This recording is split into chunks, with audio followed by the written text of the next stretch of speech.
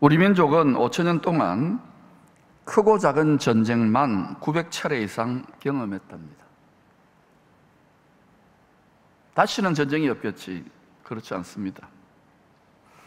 많은 전쟁들 중에서도 한 식구끼리 왼수가 되어 죽기 살기로 싸웠던 전쟁이 6.25입니다. 물리적인 것으로만 보면 안 돼요. 보이지 않는 정신세계, 마음의 세계, 공중의 권세 잡은 이간질의 귀재가 개인이나 가정이나 교회나 나라나 온 세상을 이간질해요. 원수가 있는 곳마다 다 그래요.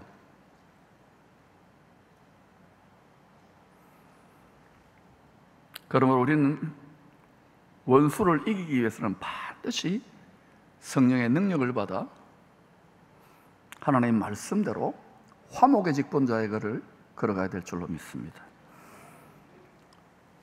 74년 전 6.25 전쟁 발발 한 달 반 만에 북한군 주력 부대 12사단과 5사단이 동해안의 영덕 강구를 거쳐 포항을 포위한 채로 집중 공격을 퍼부을 때입니다. 74년 전에 여기 그런 일이 있어요. 후퇴를 거둬받은 국군 3사단장, 나라가 너무 망하게 되었으니까 포항을 지키겠다고 모인 학도병 87명에게 집으로 돌아가라고, 괜찮다고. 자기들 후퇴하면서 이제 다시 오겠다랬는데, 근데도 학생 71명은 남아서 애무한 소총과 실탄 250발씩을 지급받아서 우리가 잘 아는 포항 여중 전투를 치르게 됩니다. 학도 영군 71명이 마지막 육박전이죠. 백병전까지 치르면서 포항 시민과 피난민 20만 명입니다. 20만 명이 형산강을 건너서 피난을 떠날 수 있도록 시간을 벌어졌던 거예요. 열몇 시간을. 이들의 피해 희생 덕분에 재정비를 한 국군은 포항을 탈환하고 마침내 낙동강 방어선을 구축해서 전세를 유엔군 연합군과 함께 역전시키는 교두보를 마련하게 돼요. 여러분은 여기에 산다는 자부심을 가져야 될 것입니다. 이 포항 여중 전투에 실제로 참전했던 산정인 김문목 할아버지, 작년 11월 2일에 기이한 빛의 나라로 이민 가셨습니다. 우리 할아버지, 우리 안수 집사님,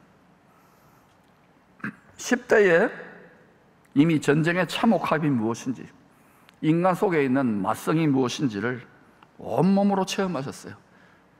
얼마나 큰 상처와 트라우마가 됐겠습니까? 이 할아버지는 95세로 주님의 품에 안 계실 때까지 늘 가슴에 별 몇 개를 달고 다니셨어요. 교회에서 돈을 뺄 때마다 늘 이렇게 별들이 막 여러 개를 달았어요. 그리고 모자도 그걸 쓰시고. 이 별이라는 단어, 스타와 상처라는 영어 단어 스카는 알파벳 한자 차이입니다. 스타, 스카. 인생의 상처 스카도 전능하신 의사이신 하나님께 드리면 스타, 별이 될 수 있습니다. 이 세상에 제 아무리 뛰어난 의사도 못 고칠 게 있어요. 그러나 전능하신 의사에게 들고 나가면 개인, 가정, 민족, 온 세상의 상처가 크면 클수록 하나님의 사랑은 더 깊이 뿌리 내릴 수 있습니다. 그 상처에 이상하게 뿌리 내리면은 망합니다. 우리가 알고 있는 잘못된 사상과 또 리더십을 발휘했던 마르크스라든지 스탈린도 신학생이었습니다. 어떤 상처가 있겠지요. 성경 말씀에 자기 자아를 짓뭉개고 고운가를 으깰 때 상처가 깊고 실망이 크고 고통이 크면 클수록 거기에 십자가에 계시된 아버지의 사랑이 더 깊이 뿌리 내리는데, 그러니 여러분, 오히려 십자가의 사랑이 더 깊이 사망까지 내려간 그 사랑이 깊이 뿌리 내릴 수 있는 기회로 삼을 수 있기를 축복합니다. 주님이 왕으로 다시 오실 때도 온 세상에 예외가 없이 큰 상처를, 어둠을 경험하게 될 것입니다. 그러나 이 상처를 전능자에게 내어드릴 때 별로 치유될 것입니다. 메시아의 왕국, 우리가 소망하는 에덴과 같은 땅의 안식하는 세상이 성경의 약속대로 반드시 일어날 것으로 저는 성경대로 믿고 바라보며 이 영원한 소망을 붙잡고 살아갑니다. 하나님의 꿈을 꾸는 자가 천국의 별 요셉입니다. 그 얼마나 상처가 컸습니까? 얼마나 어둠이 깊었습니까? 그 하나님께 드릴 때 별이 되는 거예요. 전능하신 치유자, 하나님의 상속자들은 하늘에 계신 아버지의 꿈을 꾸는 자입니다. 저희 아들이 4살 때쯤입니다. 친척들이 물어요. 너가 아버지 누구? 애가 잠시 있다가 이렇게 대답합니다. 하나님이요. 약간 제가 섭섭할 뻔했지만 목사 아들 답네, 그렇게 생각했어요. 주일학교 선생님 누군지 몰라도 잘 가르쳤네 싶습니다. 여러분에게 묻겠습니다. 너가 아버지 누구? 예? 믿음의 성장과 성숙은, 알았어요. 하나님의 자녀 맞습니다. 믿음의 성숙은 나의 꿈, 나의 소원에서 아버지 하나님의 꿈, 아버지 하나님의 소원으로 변화가 되어가는 과정입니다. 철부지 영적인 어린아이 때는 내 소원, 내 꿈, 내 뜻에 집착하면서 그렇게 살 수밖에 없잖아요. 신앙이 무엇인지, 성경이 무엇인지 모르니까. 점점 그러나 신앙생활 연단을 받고 경륜이 깊어지고 여러분의 소원과 뜻과 꿈대로 안 된다는 걸 깨달아가면서 하나님의 소원, 하나님의 꿈을 이걸 일찍이 받아들이면 하나님의 소원, 하나님의 꿈과 나의 꿈, 나의 소원이 일찍이 젊었을 때부터 되면 여러분 입으로 선포하는 기도는요 바로 응답됩니다. 그래서 차이가 많아요. 하늘과 땅의 차이가 많은 것처럼 저마다 각자 소견과 생각과 꿈과 비전이 너무나도 다양한 거예요. 하나님만으로 다 수렴될 것입니다. 그러므로 지금부터 우리가 하나님과 우리 뜻을 일치시키는 훈련을 하세요. 이게 안 되면요 찢어지고 분열되고 분산됩니다. 우리는 하나님 아버지 집의 가족입니다. 하나님 아버지 집의 가족은 하나님 아버지의 뜻대로 행하는 자가 가족이지, 믿는다 해놓고 뜻대로 행하지 않는 자는 죄송하지만 가족이지만 거꾸로 행하는 거예요. 첫 번째 하나님이 주신 꿈은 형들이 묶은 곡식단들이 요셉이 묶은 첫 열매 한 단에게 절하는 꿈입니다. 누가 누구에게 절한다고요? 형들이 묶은 곡식단들이, 열매들이 요셉과 묶여진 열매 한 단, 곡식 한 단에게 엎드려 절한다는 거예요. 이왕이면은 우리가 예수님을 닮은 열매로 지금 성령 안에 익어가는데, 이왕이면은 여러분 성령의 처음 익은 열매로 추수되어지기를 축복합니다. 처음 익은 열매는 나의 몸을 하나님이 기뻐하는 거룩한 산제물로 드린 사람들이에요. 내 몸을 헌신한 성도리라니까요. 내 거를 주장하지 못해요. 내 마음대로, 내 고집과 내 생각대로 살면 아직도 덜 익었어요. 처음 익은 열매가 상속자고 하나님의 소유가 된 백성, 왕같은 제사장들이요, 어둠이 조금도 없는 영원한 영광의 나라의 본성인 새 예루살렘 성의 상속자들이 되는 거예요.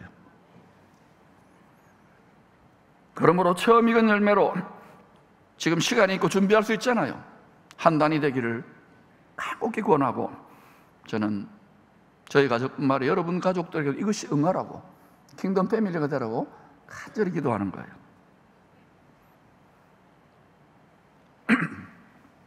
주님과 묶여진, 한 몸의 지체로 묶여진 처음 익은 열매 한 단으로 추수되어야 합니다. 두 번째 꿈은 농사를 지을 때 가장 중요한 날씨를 주관하는 하늘의 해와 달과 별들이 요셉에게 절하는 꿈입니다. 실상 두 꿈은 다 구원받은 빛의 자녀들이 하늘에 계신 농부에게 엎드려 절하는 꿈입니다. 우리가 썩어질 육체를 따라 짐승처럼 살다가 뒷걸로 돌아갈 수밖에 없었던 자들 아니었습니까?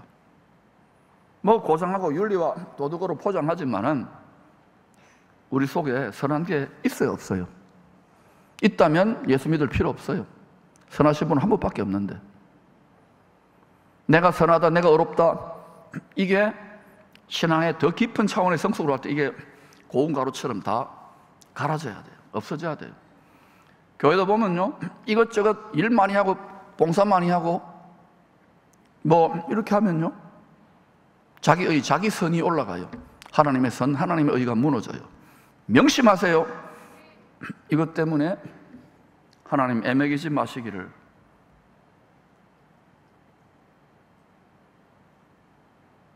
오직 은혜로 들어가는 나라입니다.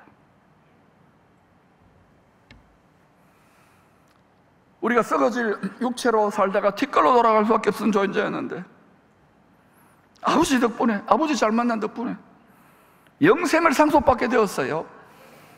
이 세상에 재벌 아버지 만나서 금방 사라질 그런 돈 말고 말이죠, 그거 주면 좋지, 있으면 좋지. 영생을 상속받았잖아요. 이게 보물 아닙니까? 이걸 날마다 올가 먹고 이 보물을 보고 즐거워하는 게 신앙생활인데 어디서 낙을 찾습니까? 어디서? 이게 큰 기쁨인데, 이게 큰 위로고, 이게 안 되니까 한평생 잘 달려가고 많은 책무를 받아 스트레스 빠져가지고 헛된 낙을 추구하다가 한 방에 훅 가잖아요. 다윗도 그랬잖아요. 주님이 여러분의 낙이 되기를 축원합니다. 세상 낙이 다 끊어져도 영원한 낙이 우리에게 있다니까.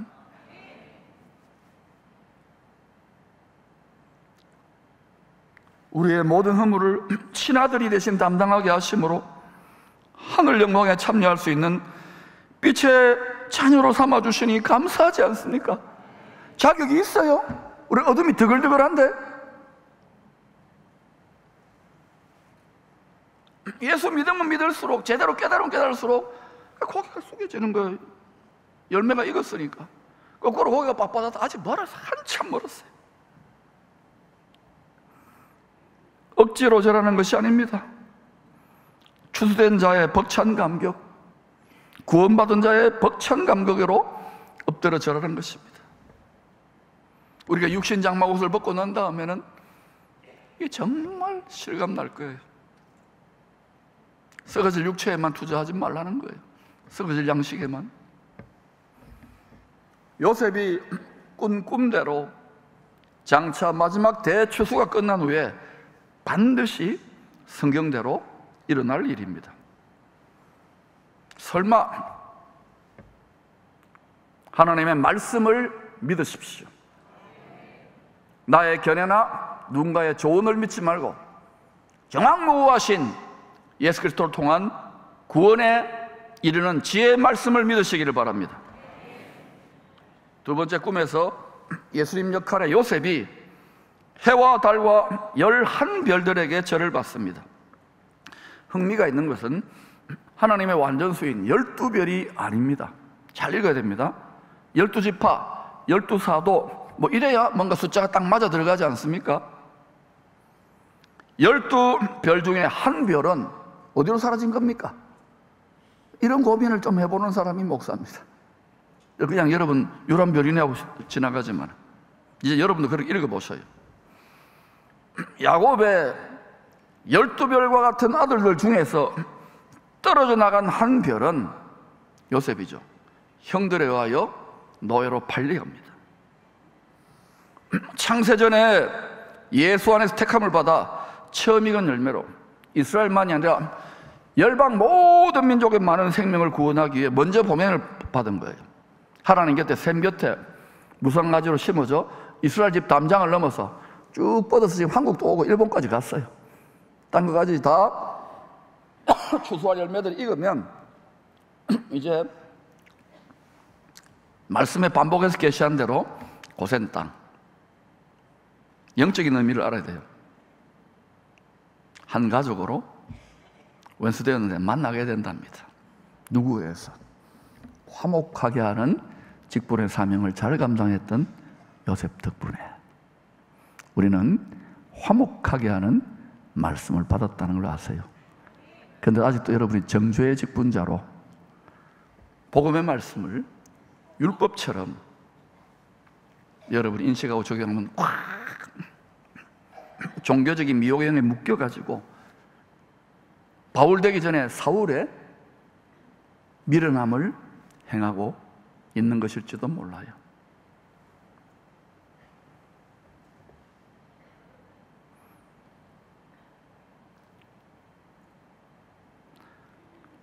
창세전에 예수 안에서 택함을 받아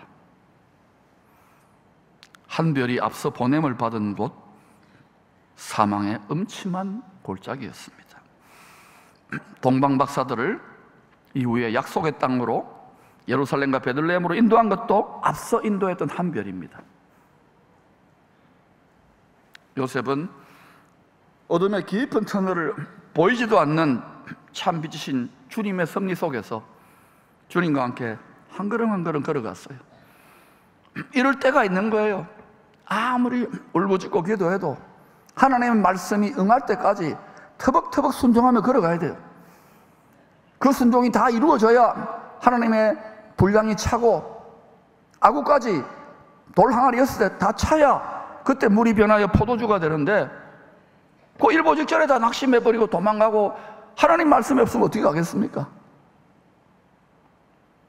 예수 믿는 거 돈벌이에 도움 안 되는 내 출세에 도움 안 되는 이래버리고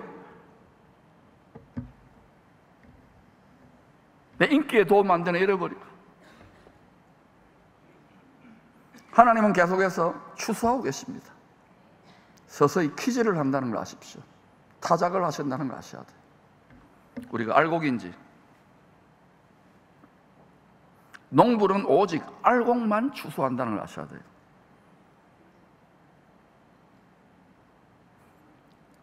요셉은 어둠의 깊은 터널 그 끝에서 해와 같이 빛나는 천국의 슈퍼스타로 하나님이 높이시잖아요. 그를 지극히 높여 12별들 중에 야곱의 12아들들 중에서 떨어져 나왔는데 그를 지극히 높여가지고 앞으로 광명한 새벽별처럼 마지막 추수를 완성하실 주님 앞에 엎드려 절하게 될 그 사건을 요셉의 꿈을 통해서 이루어야 되기 때문에 하나님이 다 하시는 일이에요. 그런데 요셉이 해와 달과 11별들에게 절을 받는 비슷한 장면이 요한계시록에 나옵니다. 요한계시록 12장 1절입니다. 시작. 하늘에 큰 이적이 보이니 해를 옷 입은 한 여자가 있는데 그 발 아래에는 달이 있고 그 머리에는 12별의 관을 썼더라. 해를 옷 입었는데 신발은 달이에요. 그리고 모자는 12별이 12별의 관. 다 옷이라는 거예요. 신발도 옷이잖아요. 모자도 옷이잖아요. 해도 옷이고 해달별이 옷이에요. 요한이 본 하늘의 큰 이적, 해와 달과 12별의 영광으로 옷 입은 한 여자가 그럼 누구냐 이거죠. 에베소서 5장에서 바울은 결혼으로 하나 되는 한 남자와 한 여자는 그리스도와 한 몸이 된, 결혼하면 한 몸이 되잖아요. 교회와 그리스도 관계에 큰 신비를 나타내는 거예요. 우리가 청춘 남녀가 좋아가지고 서로 사랑해서 결혼해가지고 부부 되어서 아기 놓고 산다, 한 몸으로. 여기에 하나님의 구원 계시가 전부 다 들어가 있는 거예요. 그리스도와 교회 관계가. 또 낮이 되고 밤이 되고 빛이 되고 어둠이 되고, 여기에 하나님이 빛과 어둠 속에 어떻게 행하실지를 전부 다 계시해 놓은 거예요. 만물 속에 다 하나님이 하실 섭리가 나타나 있는 줄로 믿습니다. 눈이 밝아지시기를 축원합니다. 즉 해와 달과 12별의 영광으로 옷 입은 한 여자는 한 남자 예수님과 한 몸이 된 하늘에 속한 교회를 말합니다. 죽은 자들이 마지막 나팔에 깨어나고 산자들은 구름 속으로 끌어올려 공중에서 주를 영접하는 어린 양의 혼인잔치에 참여한 사람들은 한 몸의 지체, 내 뼈 중에 뼈요 살 중에 살, 심장부가 되는 거예요. 처음 익은 열매들인 거예요. 11별이 아닙니다. 잠시 떨어져 나간 한 별 요셉도 주님께 엎드려 절을 해야만 하는 피조물입니다. 잠시 예수님 역할을 좀 맡아가지고 구원 드라마에 잠시 주인공으로 출연한 거예요. 이 모든 구원의 드라마의 영광받은 주인공은 주 예수 그리스도이신 줄로 믿습니다.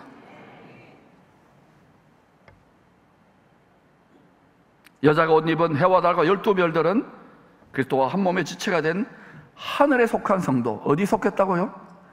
어디 속했다고요? 하늘에 속한 성도들이 장차 누리게 될 영원한 신분과 영광의 차이를 말합니다. 여러분, 위의 것을 생각합니까? 위를 바라봅니까?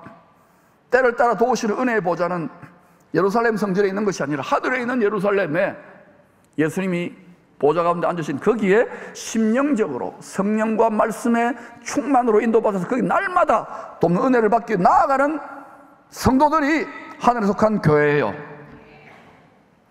하늘에 속한 교회를 알아야 되는 거예요. 모든 죄는 무겁고 이 땅에 얽매이게 하기 때문에 이 땅에 계속 얽매여가지고 뭐 복음 맞아 한번 봉사하자, 몸이 천근 맞는 건 무겁잖아요. 마음도 무겁고. 그러니까 꼼짝을 안 하죠. 만약 여러분이 그런 상태라면 내가 정말 하늘에 속한 성도가 맞는가?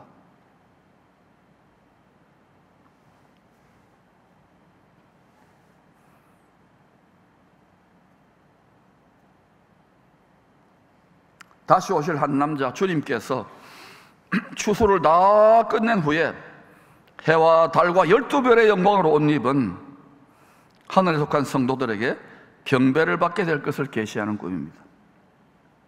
이들은 또 다른 말로 하면 어린 양의 아내들이 되겠죠. 결혼했으니까. 사망의 그늘진 땅을 밝히기 위하여 하늘에 매달아 놓은 조명장치 해와 달과 별들은 영원한 영광의 빛을 알려주시기 위한 소품일 뿐입니다. 여러 해와 달과 별들 이전에는 이렇게 생각 안 했잖아요. 저도 계속 성경을 연구하고 데이터를 찾아보면 이게 그거구나. 그냥 보는 게 아니에요. 하나님이 행하시는 농사의 7절기를 나타내는 거예요. 전혀 변함이 없어요. 영원한 절기이기 때문에 이 시간표를 자꾸 알아가야 돼요. 그러다 사망의 어둠에 거하는 땅의 백성들에게는 하늘의 해달 별들이 신들과 같이 보였을 거예요. 왜? 어둠이니까. 땅이 막 사건이 있고 질병이 있고 마음이 어두워지고 전쟁도 있고 그러니까. 그래서 이 미혹의 영 사탄, 세상 임금, 이 세상의 신이 속이는 자가 이 세상 신으로 이 조명장치들을 둔갑시켜가지고 숭배를 받게 하는 거예요. 실제로 누가 숭배를 받습니까?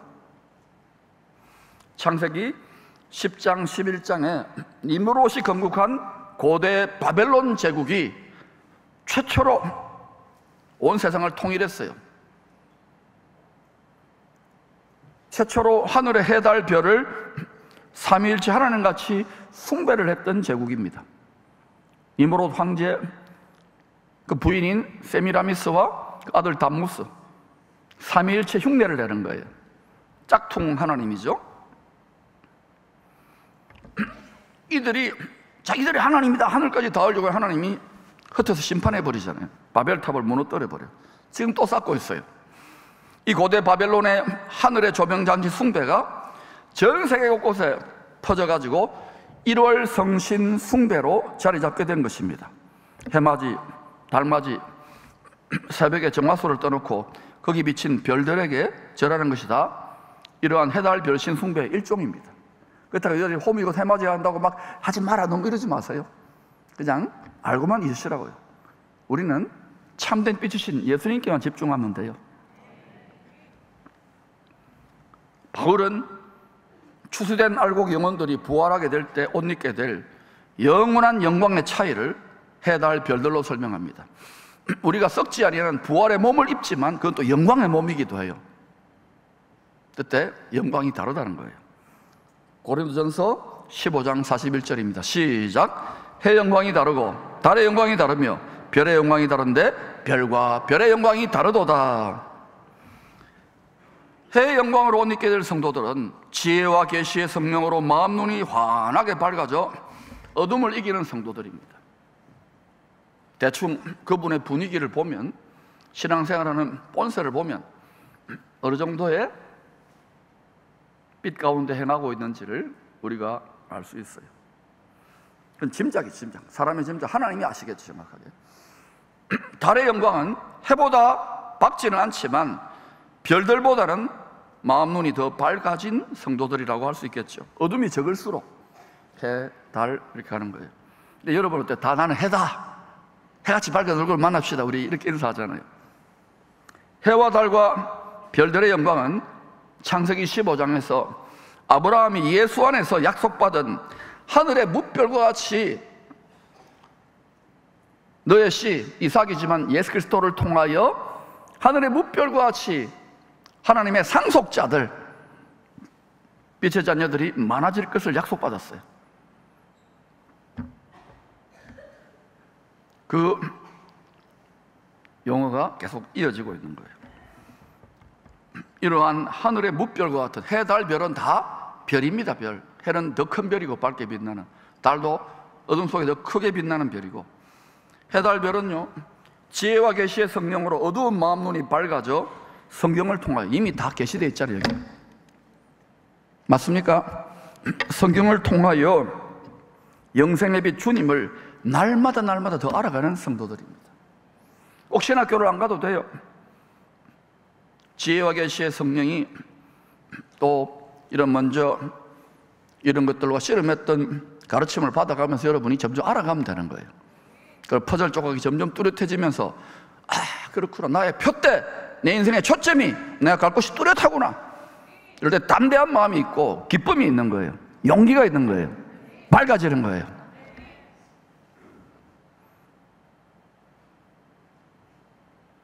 말씀과 성령으로 진리의 빛 되신 예수님을 아는 만큼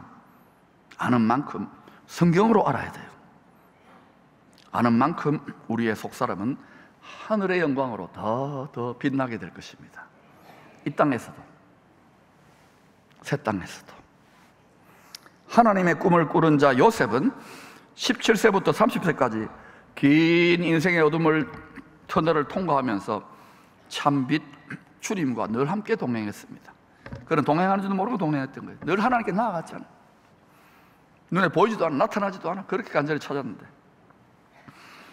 마침내 믿음으로 걸어갔던 그 긴 어둠의 터널 끝에서, 그러니까 완전히 고운 가루처럼 그 심령이 다 갈리워지고 세상에 대한 소망이 다 끊어지고 오직 하늘의 소망만 샘 곁에 심어질 아드폰테스의 심령의 상태가 될 때 해보다도 더 밝은 주님의 영광으로 옷 입혀주시지요. 그 증거가 애굽 치리자의 옷으로 세상 사람들에게 내놓는 거예요. 그는 그때 권력을 가지고 뽐내지 않아요. 잠깐의 명예, 잠깐의 부요, 잠깐의 권력을 주면 얼마나 많이 자빠지고 넘어집니까? 오직 우리의 낙은, 나 자신도 믿으면 안 돼요. 주 예수 그리스도 안에서 낙과 위로를 취하시기를 축원합니다. 열심히 달려가다가 뒤에 보면 그냥 흐지부지 낙이 없어서 그래요. 마음 눈이 어두워진 거예요. 이 세상에 가만히 둡니까? 수많은 스트레스와 문제들과 온갖 문제에 시달리는데, 그러니까 어때요? 와서 힘들어 죽겠어요. 이 위로를, 진짜 위로는요, 여러분이 이 상처와 이 고통을, 이 어둠을 통해서 참빛 대신 예수님의 빛의 갑옷, 빛에 빛나고 하얀 깨끗한 웨딩드레스를 입혀주는 거예요. 여러분의 고난과 인생의 상처와 절망과 어둠을 낭비하지 마세요.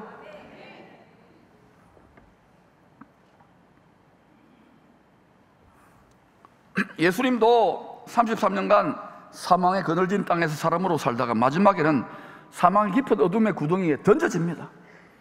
끄집어낼 사람이 없는 거예요, 이거는.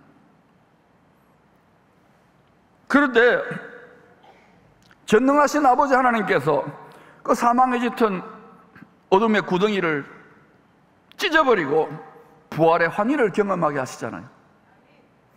이것은 장차 우리들도 이 땅에서 잠시 그런 일이 있을지 모르지만 이 육체는 어둠이에요.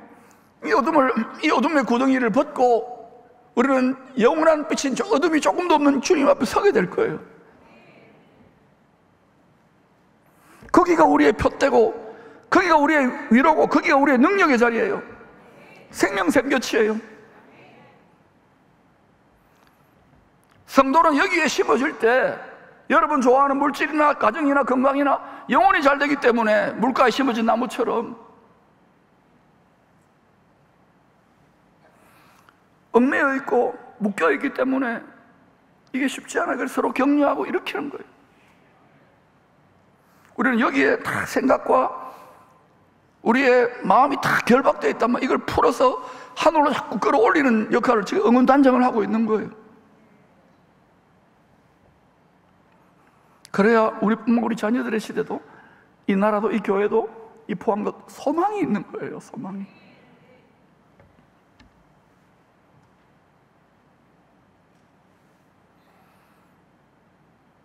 모든 이르피 하나님께서 친아들을 그 긴 어둠의 터널을 사망의 구덩이가 떨어진 그물을 지극히 높여 모든 이름이, 모든 피조물들이, 특별히 구원받은 영혼들, 추수된 곡식단들이 다 그 앞에 엎드려지라는 거예요. 요셉의 절하는 게 아니에요. 이 꿈을 통해서 하나님이 앞으로 하실 일을 쫙 보여주고 있는 거예요. 세상 끝날까지. 우리는 지금 성령 안에, 말씀 안에 익어가고 있는 거예요. 열매로. 지식이 없으면 망하는 거예요. 모든 이름이 천국의 슈퍼스타 예수 앞에 무릎 꿇고 절하게 될 것입니다. 그리고 그분과 한 몸의 지체로 묶여진 처음 익은 열매 곡식 한 단들에게 엎드려 절할 것입니다. 주님과 한 몸 되었기 때문에 어린 양의 아내처럼, 왕비처럼 간주하고 엎드려 절하는 거예요. 이 영원하다, 영원하다고. 영원토록, 세세토록 왕노릇 한다니까.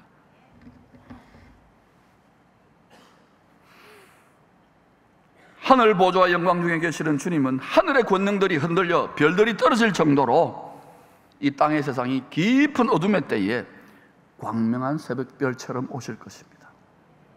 광명한 새벽별로 다시 오겠다는 말은 이 땅이 어떻게 될 것인지를 이야기해 주고 있는 거예요. 지금 준비할 수 있을 때 부지런히 준비를 하자고 계속 지금 7, 8년 전부터 여러분을 깨우고 있는데,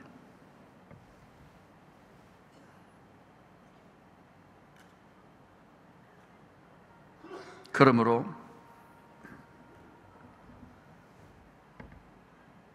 광명한 새벽별로 다시 오신다는 이 말씀이 그때가 온 땅의 세상에 미혹의 어둠이 깊을 때라는 것을 우리는 알 수 있는 거예요. 숨겨놓은 거예요. 그러므로 우리는 빛의 자녀들처럼 육체의 정욕, 육신의 행실을 따르지 말고 성령으로 무장하여, 말씀으로 무장하여 늘 깨어서 부지런해야 되는 거예요. 농사 짓고 텃밭하는 거예요. 우리 마음의 텃밭을 갖고 그런 거예요. 이 세상 어둠 저 너머에 빛나는 광명한 새벽별을 날마다 관찰하는 천체 관측사처럼 큰 기쁨을 누리시기를 축원합니다. 보현산 천문대왕 가봤어요. 거기 뭐 산 골짜기에, 산 꼭대기에 뭐 있겠어. 근데 거기 보니까 뭐 큰 망원경이 있더라고요. 막 하늘의 별을 보고, 야, 재밌겠다. 우리 성경이라고 하는 망원경으로 이 어둠의 세상 저 해달별 너머에 있는 영원한 어둠이 조금도 없는 영원한 생명의 빛의 걸음이신 주님을 힘있게 바라볼 수 있기를 축복합니다.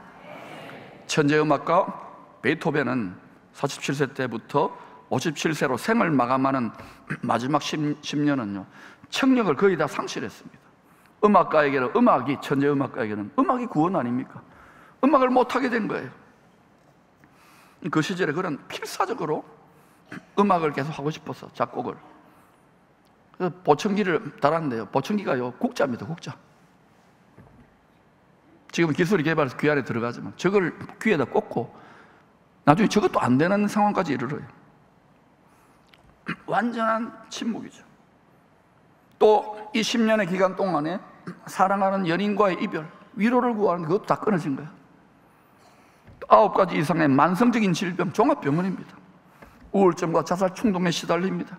성격이 괴팍해지겠죠. 몸도 아프고 괴로우니까. 사람들의 천재음악가 박수 다 소용없는 거예요. 하나님 앞에 완전 고립, 완전 침묵, 완전 어둠 속에. 그러나 육신의 지각이 닫힌 어둠 속에서 사방으로 우겨 쌓입니다. 더 이상 끝장났어. 이 속에서 베토벤은 목마른 사슴처럼 간절히 뭘 찾아요? 시냇물을 찾은 거예요. 하나님을 찾았던 거예요. 그러면서 그의 영적 지각, 육의 지각은 닫혔지만 영적 지각이 조금씩 열려서 구원의 빛을 보기 시작하는 거예요. 하나님의 긍휼이죠. 자신을 간절히 찾고 찾는 자에게 전능자의 능력을 베푸시는 원리대로예요. 잔인한 어둠의 터전을 아무 소리도 들을 수 없는 고요 속에서 홀로 걸어갑니다. 근데 이 기간에 음악사에서 찬란하게 빛나는 명곡들이 탄생해요. 다른 음악가들하고 차원이 다른 거예요. 이 곡을 들어보면 그 중에 하나가 20년 중에 만들어진 곡이요, 전 세계의 교회에서 가장 즐겨 부르는 베토벤 교향곡 넘버 9, 그 끝부분에 나오는 환희의 송가입니다. 딴딴딴딴딴딴딴 죄와 슬픔 사라지고, 나중에 같이 불러볼 거예요. 사망의 어둠을 돌파하여, 말씀과 성령으로 사망의 어둠을 돌파하여 구원의 빛이 되시는 그분이 계시는 하늘 보좌까지 침략에 들어가는 정복자처럼 달려 들어가서 그 빛을 본 영혼에게서 터져나오는 환희를 노래한 찬송이에요. 그 베토벤이 남긴 말입니다. 잘 들으세요. 위대한 사람은, 위대한 성도는 깊은 고통의 어둠에서, 절망의 감옥에서 밝은 빛의 환희를 노래할 줄 아는 사람이다. 이 세상의 모든 인생들은 사망의 어둠이 끝이에요. 그걸로 끝나는 게 아니잖아요. 우리 영원한 생명의 빛 주시기 위해서 주님이 전능자가 사람이 되어서 사망까지 떨어져 가지고 이 희망의 빛을 주시고 이겼다, 참 빛이다 말하는데 우리는 감격이 없어요. 기쁨이 없어요. 고마움이 없어요. 억지로 그냥 마지못해. 여러분, 철듭시다. 지혜와 계시의 성령으로 간절히 혼신을 다하여 바라볼 때에 여러분을 짓누르는 어둠에, 사망의 멍에, 모든 멍에들이 벗겨지는 은혜가 오늘 나타나게 되기를 축복합니다.